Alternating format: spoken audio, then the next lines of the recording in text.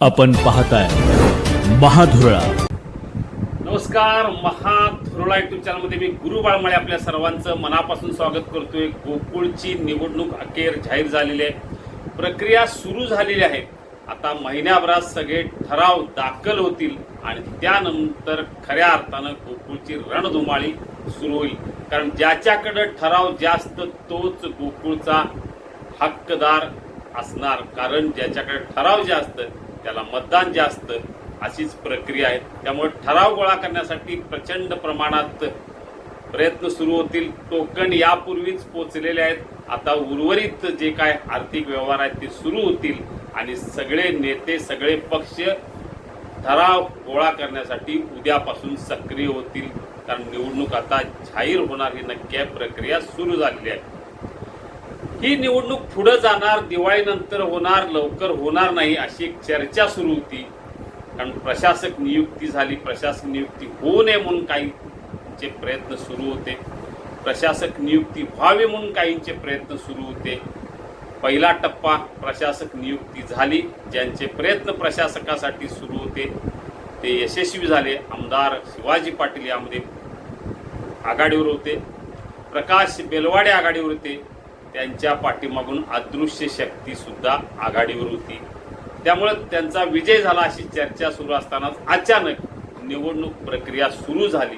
त्यामुळे आता कोणाचा विजय झाला यापेक्षा या निवडणूक जी काय लागलेली आहे त्यामागे नेमकं पडद्यामागचे खरे सुपर हिरो कोण, हे सगळं कुणी घडवून आणलं याची चर्चा आता रंगलेली आहे.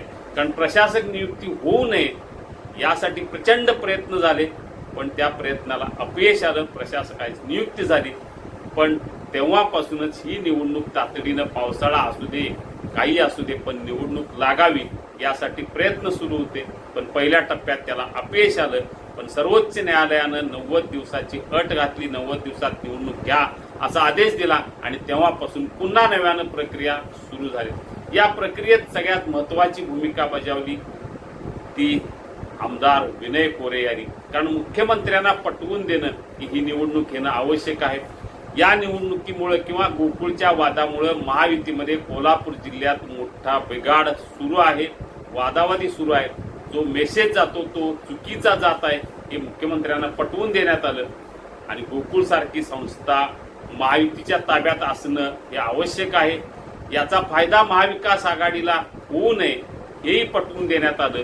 आणि ज्या पद्धतीनं आरोप प्रत्यारोप होत होते, म्हणजे आमदार शिवाजी पाटील यांचे आरोप असू दे, प्रकाश बेलवाड यांचे आरोप असू दे, किंवा कार्यकर्त्यांच्या खांद्यावर बंदूक ठेवून दोन नेते, जे महाडिक गट असू दे, मुश्रीफ गट असू दे, यांच्यात गेले 30 वर्षाचा कारभार, 5 वर्षाचा कारभार या संदर्भात आरोप प्रत्यारोप सुरू झाल्यामुळे एक वेगळा मेसेज जात होता महायुतीतल्या बेबनावाचा. त्यामुळं पहिल्या टप्प्यात आमदार विनय कोरे आणि मंत्री हसन मुश्रीफ हे, याशिवाय समित कदम हे मुख्यमंत्र्यांना भेटले. त्यांनी हे पटवून दिलं की जे चाललंय ते बरोबर नाही, निवडणुका व्हायला पाहिजेत. त्यानंतर चंद्रकांत दादांनी यामध्ये भाग घेतला. त्यानंतर पालकमंत्री प्रकाश आंबेडकरांनी भाग घेतला. 2 बैठका मुख्यमंत्र्यांच्या बरोबर झाल्या. पडद्यामागच्या बऱ्याच हालचाली झाल्या. त्यानंतर उपमुख्यमंत्री एकनाथ शिंदे, उपमुख्यमंत्री सुनेत्रा पवार यांच्यासह जिल्ह्यातल्या या 3-4 नेत्यांच्या बैठका झाल्या. गेल्या आठवड्यात या पडद्यामागच्या हालचाल्या जोरदार सुरू होत्या. त्यामुळंच त्याला आश्वासन मिळाल्यानंतरच मंत्री हसन मुश्रीफ असं म्हणाले होते, आता कोणत्याही क्षणी मुहूर्त निवडणुकीचा जाहीर होणार, लागणार, अक्षता आता पडणार निवडणुकीच्या. हे जेव्हा गेल्या आठवड्यात तेव्हा त्यांना सिग्नल मिळाला मुख्यमंत्र्यांचा, आता निवडणूक लावायला हरकत नाही असा सिग्नल मुख्यमंत्र्यांचा मिळाल्यानंतरच मंत्री मुश्रीफ यांनी या संदर्भातला मुहूर्त सांगितला होता. त्यामुळं खरे हिरो नेमकं कोण, पडद्यामागच्या हालचालींना अधिक वाव किंवा अधिक वेग कुणी दिला तर विनय कोरे आमदार, याशिवाय पालकमंत्री प्रकाश आंबेडकर, समित कदम आणि चंद्रकांत दादा पाटील या सगळ्यांनी मुख्यमंत्र्यांना पटवून दिलं. त्यानंतर दोन्ही उपमुख्यमंत्र्यांनी यामध्ये चर्चा केली, मध्यस्थी केली आणि गोकुळच्या एकूण निवडणुकीवरून महायुतीमध्ये मिठाचा खडा पडत आहे, तो आणखी पडू नये, हे दूध नासू नये, गोकुळचं राजकारण नासू नये याची काळजी घेण्याची विनंती केली. त्यानंतर मुख्यमंत्र्यांनी हिरवा कंदील दाखवला. या सगळ्या प्रक्रियेत शिवाजी पाटील आमदार यांनाही समजावून सांगण्यात आलं. प्रकाश बेलवाडे यांच्याशी चर्चा झाली.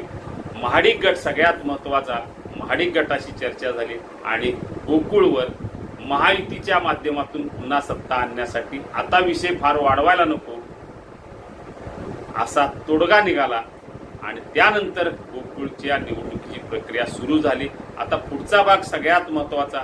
निवडणूक महायुतीच्या वतीनं होणार हे नक्की आहे, पण बिनविरोध होण्यासाठी ही हालचाली सुरू होतील. त्यामध्ये आमदार सतीश पाटील यांची भूमिका अतिशय महत्त्वाची राहणार आहे. दुसरीकडे महायुतीतल्या सगळ्या नेत्यांची, सगळ्या पक्षांची महत्त्वाची भूमिका राहणार आहे.